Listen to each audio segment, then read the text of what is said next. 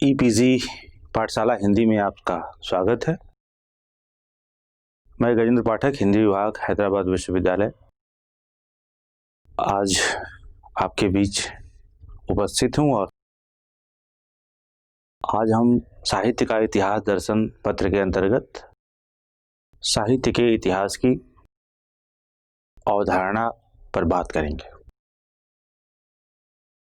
इस पाठ के अध्ययन के उपरांत आप साहित्य के इतिहास का स्वरूप समझ पाएंगे, साहित्य के इतिहास की सार्थकता को समझ पाएंगे, साहित्य का इतिहास और समाज का इतिहास के बीच जो संबंध होता है उसे जान पाएंगे और साहित्य के इतिहास से अतीत और वर्तमान का संबंध जान सकें। 1845 ईस्वी में कार्ल मार्क्स की किताब जर्मन विचारधारा का प्रकाशन हुआ था और उस किताब में मार्क्स ने इतिहास की एक परिभाषा दी थी।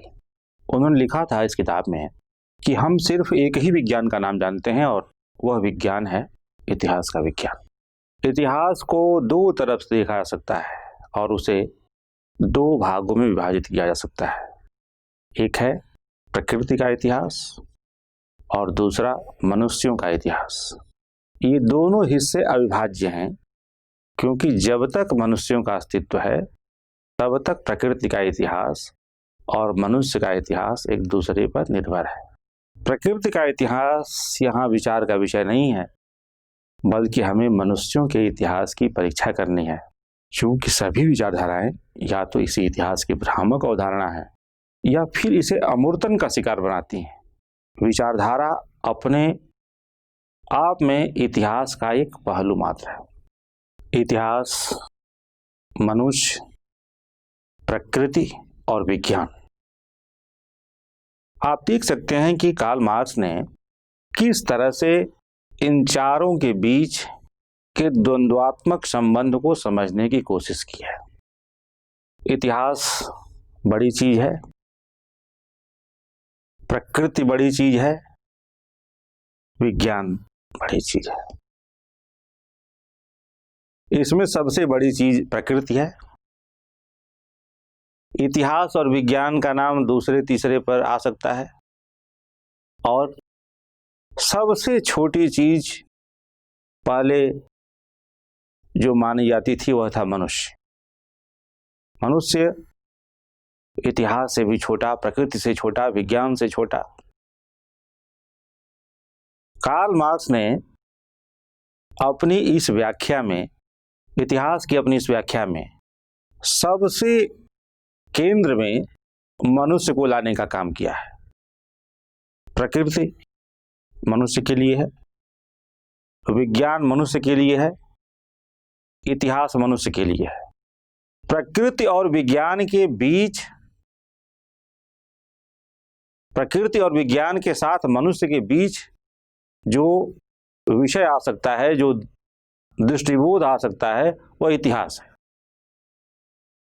मार्क्स ने इतिहास की प्रक्रिया में उतार चढ़ाव और दुनिया को समझने जानने के रूप में, एक अनुशासन के रूप में विकसित होने में इतिहास को किस तरह का संघर्ष का सामना करना पड़ा, इस पर भी विचार किया है।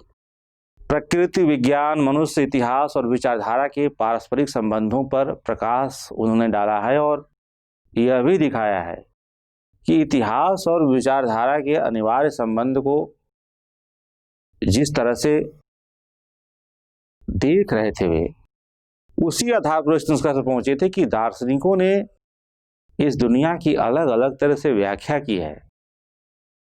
सवाल सिर्फ व्याख्या का नहीं है, सवाल इसे बदलने का है। इतिहास में परिवर्तन की प्रक्रिया को ध्यान में रखते हुए साहित्य के इतिहास पर विचार करने के क्रम में जो बात सामने आती है उसका संबंध मनुष्य और उसके द्वारा निर्मित समाज से साहित्य के संबंध को लेकर है। जिन लोगों ने कभी साहित्य को आकाश और पाताल की देन माना था, उनके लिए न तो इस संबंध पर विचार करने की जरूरत है और न ही उसके लिए किसी इतिहास की जरूरत है। यही कारण है कि सामाजिक इतिहास से लेकर राजनीतिक और आर्थिक इतिहास होते हुए अलग अलग अनुशासनों के इतिहास में मनुष्य विरोधी और समाज विरोधी शक्तियों ने इतिहास को तोड़ मरोड़ कर पेश करने में कोई कोर कसर नहीं छोड़ी है। साहित्य के इतिहास में यही काम कलावादियों ने किया। उन्हें साहित्य से समाज के संबंधों पर कोई भरोसा नहीं था, इसीलिए वे साहित्य के किसी इतिहास की न तो जरूरत समझते थे और न ही इसकी किसी संभावना पर विचार करने की जरूरत समझते थे। प्रोफेसर मनंजर पांडे ने इस इतिहास विरोधी साहित्य चिंतन पर विचार किया है और उन्होंने लिखा है कि पिछले 40-50 वर्षों में इतिहास विरोधी साहित्य चिंतन के जो प्रमुख सिद्धांत और सिद्धांतकार आलोचना के क्षेत्र में आए हैं वे मूलतः रूपवादी। इसी संदर्भ में उन्होंने आधुनिक काल के कुछ प्रमुख इतिहास विरोधी आलोचना सिद्धांतों की चर्चा की है, जिसमें प्रभाववादी आलोचना, मनोवैज्ञानिक आलोचना, नई समीक्षा, मिथकी आलोचना, आदिबिंबात्मक आलोचना, संरचनावाद और संरचनावादी आलोचना, शैली वैज्ञानिक आलोचना, सौंदर्य शास्त्रीय आलोचना प्रमुख है। सन 1970 ईस्वी में नई समीक्षा के प्रवक्ता एलन टेटे ने साहित्य के इतिहास की निरर्थकता को सिद्ध करने में अपना पूरा जोर लगा दिया था। वे साहित्य के रूप के चिंतक थे। चिंतक न कहिए, आराधक और पूजक कहिए, और जो चीज इस रूप की आराधना में काम नहीं आती वह आलोचना का विषय भी नहीं हो सकती, ऐसा उनका विचार था। रूपवादी समीक्षा के इतिहास विरोधी चिंतन के वे सबसे बड़े प्रतिनिधि के रूप में उभरे। साहित्य के इतिहास विरोधी इस वातावरण में रेने वेलेक ने साहित्य के इतिहास के पक्ष में रूपवादी समीक्षा की इतिहास विरोधी धारणा का खंडन करते हुए लिखा था कि रूपवादी समीक्षा के अनुसार कला रूप स्वायत्त होते हैं। नई कविता और नए चित्र पुरानी कविता और पुराने चित्रों से पैदा होते हैं, न कि नवीन रचना परिवेश से रचना में परिवेश, अंतर्वस्तु या अनुभूति की नवीनता से और रूप की मौलिकता उत्पन्न नहीं होती। साहित्य के इतिहास के प्रयोजन पर विचार करते हुए रेने वेलेक ने इसे साहित्य की प्रगति, परंपरा, निरंतरता और विकास की पहचान के साथ जोड़ा था। रेने वेलेक सिर्फ साहित्य के इतिहास की अवधारणा का विरोध करने वाले को साहित्य के इतिहास का प्रयोजन बताने वाला आलोचक नहीं थे, बल्कि वे साहित्य के इतिहास को कितना जरूरी मानते थे इसका प्रमाण 8 भागों में लिखी हुई उनकी किताब आधुनिक आलोचना का इतिहास भी है। अपने जीवन के आखिरी समय में उन्होंने इस किताब के अंतिम 2 भागों को अस्पताल के बिस्तर पर लेटे हुए बोलकर पूरा कराया था। वे केवल साहित्य के इतिहास के सैद्धांतिक समर्थक नहीं थे, बल्कि उन्होंने साहित्य के इतिहास को जिस शिद्दत से लिया था वह साहित्य के इतिहास लिखने वाले और पढ़ने वालों के ध्यान में रहना चाहिए। साहित्य का इतिहास लिखना कितना जरूरी काम होता है यह भी उनका यह प्रयास बताता है। किसी भी प्रकार के साहित्य की आलोचना या उस पर वस्तुगत ढंग से विचार करने के लिए यह जानना बेहद जरूरी है कि किस कालखंड में उक्त साहित्य की रचना हुई और अपने समकालीन साहित्यिक एवं कला माध्यम के साथ उसके संबंध किस प्रकार थे। मूल्यांकन के लिए आलोचक को यह जानकारी बुनियादी आधार प्रदान करता है। यदि किसी आलोचक को आलोच्य साहित्य के इतिहास की ठोस जानकारी नहीं है तो वह सिर्फ भावनात्मक रूप से साहित्य का मूल्यांकन नहीं कर सकता। साहित्य को महज आस्वाद, भावयाद और रूपवाद की वस्तु मात्र होने से बचाने का कार्य साहित्य के इतिहास की ठोस अवधारणा के द्वारा ही किया जा सकता है। इस संदर्भ में हम जी हटमैन के उस वक्तव्य को याद कर सकते हैं कि साहित्य का इतिहास एक बौद्धिक अनुशासन के रूप में ही नहीं बल्कि साहित्य की रक्षा के लिए भी आवश्यक है। जी हटमैन साहित्य के इतिहास को साहित्य का रक्षा कवच मानते हैं। मैनेजर पांडे ने नई समीक्षा द्वारा निर्मित इतिहास विरोधी मान्यता पर विचार करते हुए लिखा है कि नई समीक्षा की आलोचना दृष्टि को स्वीकार करने के बाद साहित्य की इतिहास की संभावना समाप्त हो जाती है और अगर कोई इतिहास बनता है तो स्वतंत्र स्वायत्त परस्पर विच्छिन्न रचनाओं की श्रृंखला मात्र होगा। उसे सब कुछ कहा जा सकता है लेकिन इतिहास नहीं कहा सकता। नई समीक्षा ने इतिहास और आलोचना के अलगाव को चरम तक पहुंचा दिया। नई समीक्षा आलोचना के उस द्वंद्वात्मक और ऐतिहासिक दृष्टिकोण का दुश्मन है जिसके अनुसार साहित्य और समाज की कलात्मक संवेदनशीलता और सामाजिक संवेदनशीलता की परस्पर संबद्धता से इतिहास विवेक उत्पन्न होता है। इतिहास की अवधारणा के विरोध में खड़े आलोचना के जिन स्कूलों की उन्होंने चर्चा की है उसको देखते हुए लगता है कि वह चाहे फ्रायड हो या लेवी स्ट्रास, जिनकी वजह से क्रमशः मनोवैज्ञानिक और मिथकी आलोचना के सिद्धांत विकसित हुए, या फिर अन्य वे सभी आलोचना सिद्धांत मार्क्सवाद के विरोध में पुष्पित और पल्लवित हुए। इतिहास के अंत का ढोल बजाने वाले फ्रांसिस फुकुयामा भी उसी की एक अगली कड़ी है। इतिहास के अंत की घोषणा जिस तरह से की गई उसे दुनिया के अंत की तरह प्रचारित किया गया। शीत युद्ध की समाप्ति के बाद एक ध्रुवी अमेरिकी वर्चस्व के प्रतीक बने इस चिंतन ने ठीक उस समय इतिहास के अंत की घोषणा की जिस समय पूर्वी यूरोप में साम्यवादी सरकारों का अंत हो रहा था। सन 1989 में एक लेख के रूप में शुरू हुआ इतिहास का अंत सन 1992 में एक किताब के प्रकाशन के रूप में हुआ। इस किताब में फ्रांसिस फुकुयामा ने एक बहुत दिलचस्प बात की है। उन्होंने लिखा है कि हम जिस दौर से गुजर रहे हैं वह सिर्फ शीत युद्ध का अंत नहीं है और न सिर्फ युद्धोत्तर इतिहास की एक खास अवधि का अंत है बल्कि यह इतिहास का भी अंत है। ठीक उसी प्रकार यह मनुष्य जाति की वैचारिक उत्पत्ति का भी अंत है। मानवीय राज व्यवस्था के रूप में यह पश्चिमी उदारवादी लोकतंत्र का वैश्वीकरण है। फ्रांसिस फुकुयामा यहाँ सिर्फ कार्ल मार्क्स की उस अवधारणा का ही खंडन नहीं करते जहाँ उन्होंने पूंजीवाद के ऊपर साम्यवाद की जीत को एक इतिहास के अंतिम स्वर के रूप में देखा था, बल्कि उससे भी महत्वपूर्ण संदर्भ मनुष्य इतिहास और विचारधारा का वह संबंध और संदर्भ है जिसकी चर्चा उस लेख की शुरुआत में ही कार्ल मार्क्स के उदाहरण के रूप में हो चुकी है।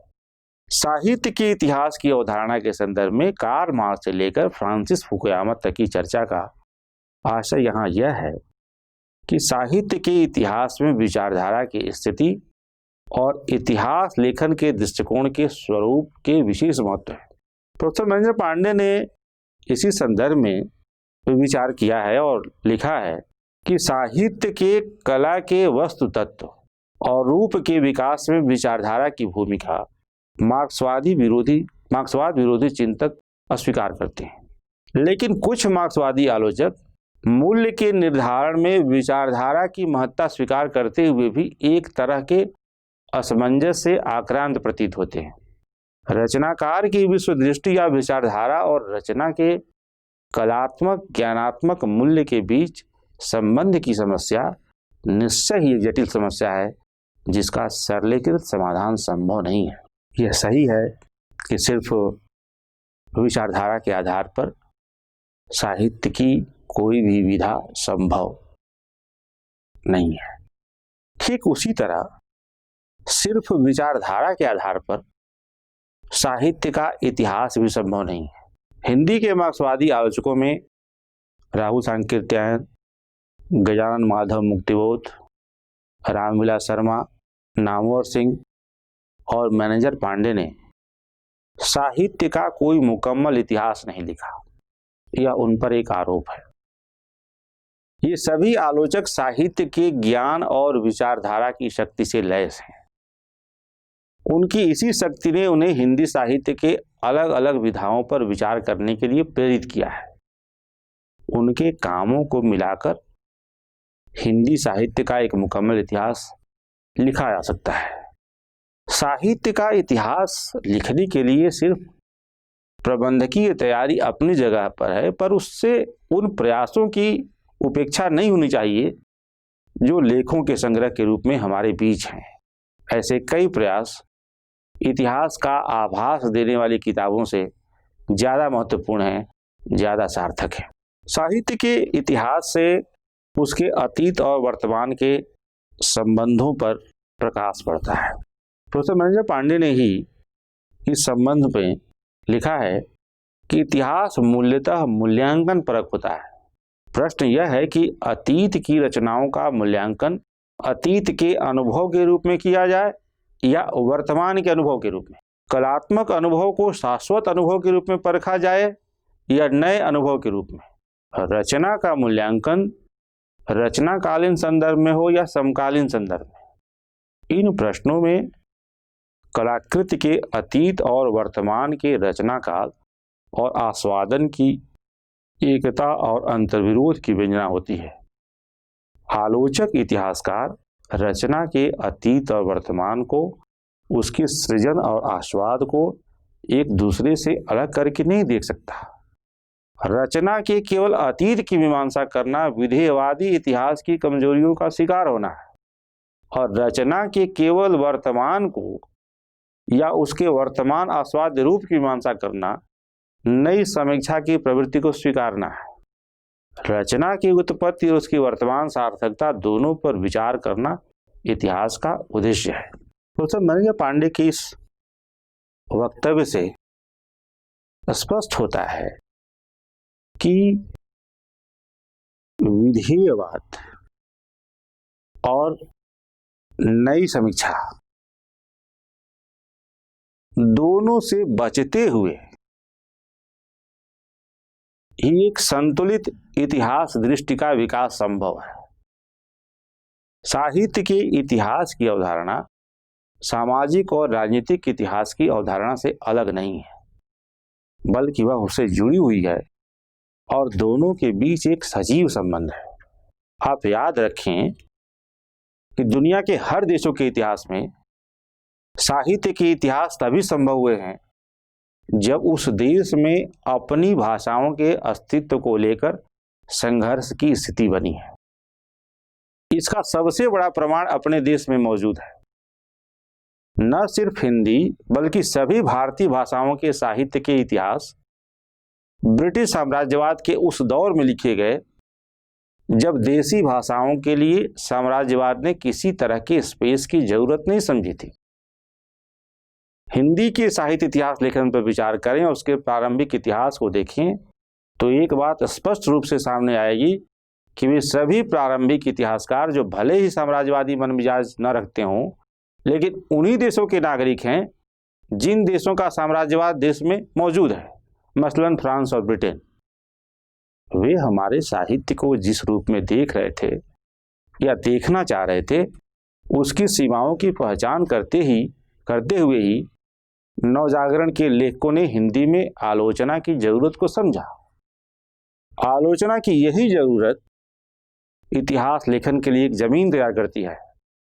आचार्य शुक्ल जैसे आलोचकों का हिंदी साहित्य का इतिहास इस बात का प्रमाण है कि साहित्य के इतिहास की अवधारणा सिर्फ जनता के चित्तवृत्ति का मसला नहीं है, बल्कि वह उससे भी ज्यादा उस जनता के समाज और देश का मामला है।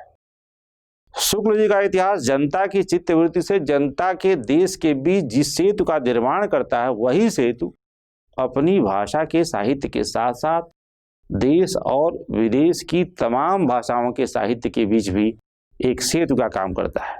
शुक्ल जी के इतिहास लेखन को आप देखें तो आप शिद्दत से महसूस करेंगे कि वह समकालीन स्वाधीनता आंदोलन की चेतना से प्रेरित होकर लिखा गया इतिहास है। साम्राज्यवादी इतिहासकारों पर विचार करते हुए आचार्य शुक्ल ने जगह जगह कठोर टिप्पणियां की हैं। जैसे गारसादा तासी ने लिख दिया कि हिंदी हिंदुओं की और उर्दू मुसलमानों की जुबान है। आचार्य रामचंद्र शुक्ल गारसादा तासी के इस बयान से किस कदर चिढ़े हुए हैं और किस कदर नाराज हैं, उनकी यह नाराजगी उनके इतिहास में कई जगहों पर दिखती है।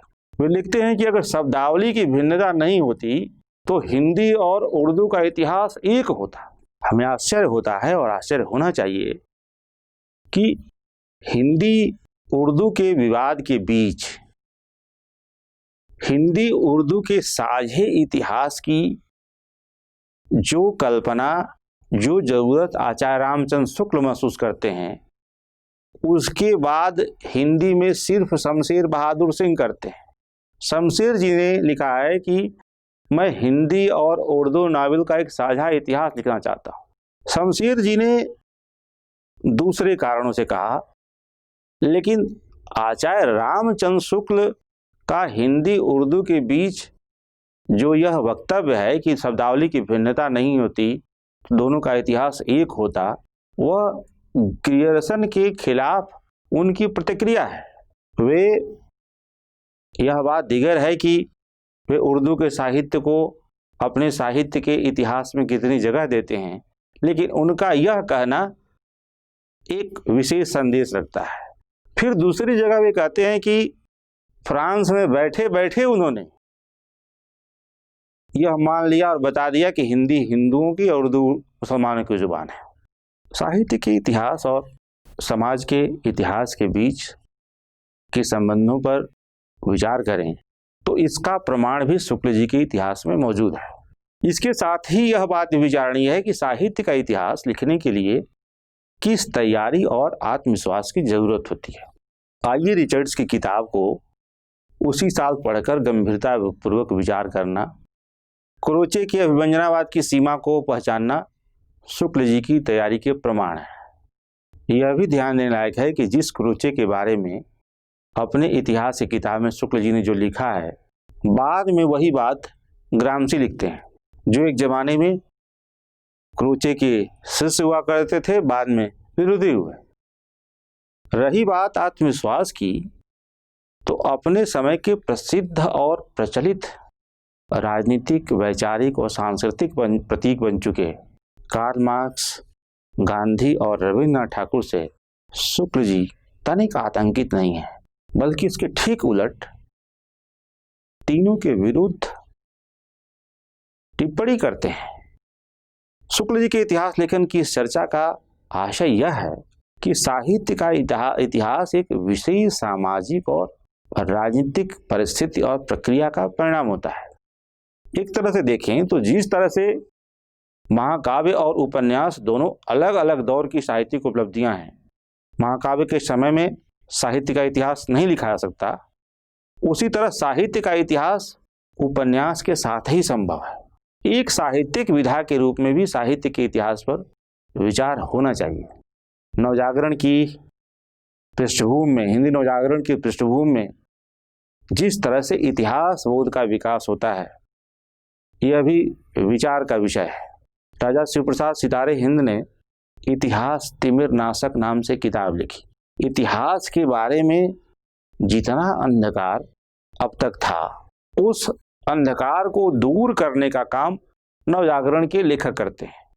भारतेंदु ने अकबर पर लेख लिखा और अकबर पर लेख लिखते हुए उन्होंने जिस इतिहास दृष्टि का परिचय दिया, उसका उपयोग बहुत बाद में, उपयोग उसे नहीं कहेंगे क्योंकि मुझे इस बात को लेकर संदेह है कि नेहरू जी ने भारतेंदु को पढ़ा होगा, लेकिन नेहरू जी अपनी किताब में अकबर के बारे में जो राय रखते हैं वो लगभग उसी तरह की राय है जैसी राय भारतेंदु के यहाँ अकबर के बारे में दिखाई पड़ती है। जिस तरह से तारीफ की उन्होंने अकबर की।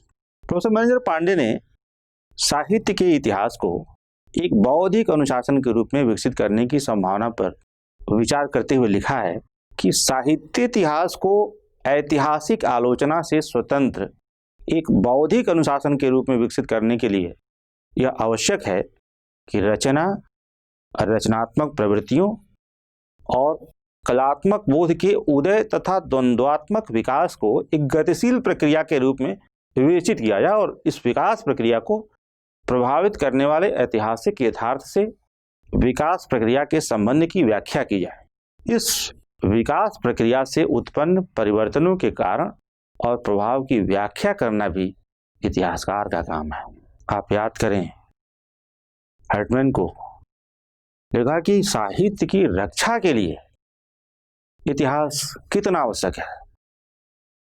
ऐतिहासिक अंतर्दृष्टि और आलोचनात्मक चेतना के संयोग को मैनेजर पांडे किसी भी साहित्यिक इतिहास की सफलता की पूंजी मानते हैं।